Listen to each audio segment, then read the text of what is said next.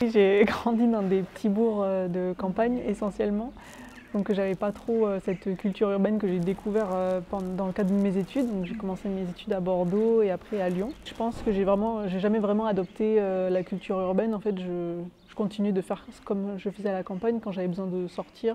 Enfin, on allait surtout chez nos amis, enfin voilà, et j'ai pas réussi à choper la fibre, je sais pas, musée, théâtre, cinéma, sortir dans les bars et tout ça. Voilà. Après, c'est aussi un caractère. Enfin, je pense que je me sentais pas forcément à l'aise dans tous ces grands espaces ouverts avec des gens partout.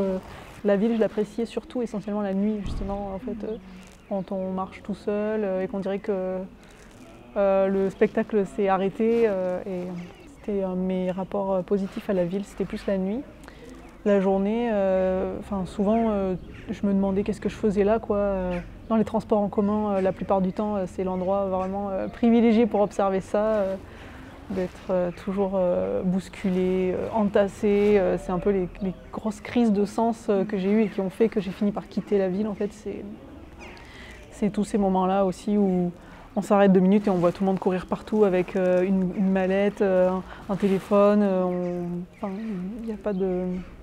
il n'y a pas de rythme qui respecte aussi, je ne sais pas comment dire, mais un rythme biologique qui ferait un peu plus sens, où il y aurait de l'espace et du temps pour penser, voilà. Enfin, voilà, moi, c'est la ville, c'était vraiment un non.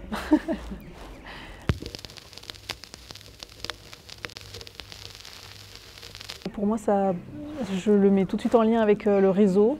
Pendant longtemps, j'ai pensé que l'autonomie, c'était savoir tout faire soi-même. Et en fait, rapidement, on comprend que ça va être justement d'être bien entouré et d'avoir réparti justement les compétences, les savoir-faire et les savoir-être qui vont permettre de faire advenir l'autonomie, justement. Ça passe par un réseau, par de la confiance, par de l'entraide, de la solidarité, par un esprit voilà, d'équipe, d'appartenance. En fait, voilà, ça passe par toutes ces valeurs-là, pour moi, l'autonomie.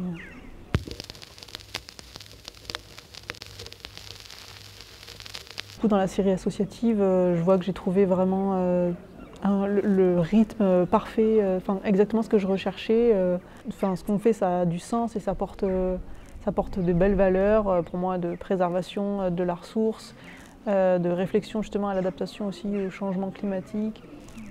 Préserver des espaces de forêt justement humides, des espaces riches, diversifiés, et en même temps répondre localement à un besoin en bois d'œuvre local, non traités. Enfin voilà, apprendre à reconnecter avec des savoir-faire qui permettent justement d'adapter les ressources qu'on a aux besoins des locaux. On scie à peu près 2 jours par semaine. Et du coup, moi, je suis salariée en 16 heures. Je suis volontairement déclassée aussi, on peut dire, parce que du coup, j'ai réduit mes besoins. Avec 800 et quelques euros par mois, j'arrive à mettre de côté. Et puis, voilà, j'ai pas besoin de plus. Et pour moi, c'est ça aussi le luxe, c'est d'arriver à se contenter et à faire avec ce qu'on a. Et j'espère que ça va continuer comme ça. Et là, pour le moment, franchement, je ne souhaite pas plus. Je pense que j'ai beaucoup de chance. D'être dans ces milieux-là, d'avoir un réseau incroyable aussi, avec aussi plein d'amis et plein d'alternatives aussi en Dordogne qui font que ça rend la localité, le territoire très dynamique et très porteur de plusieurs initiatives.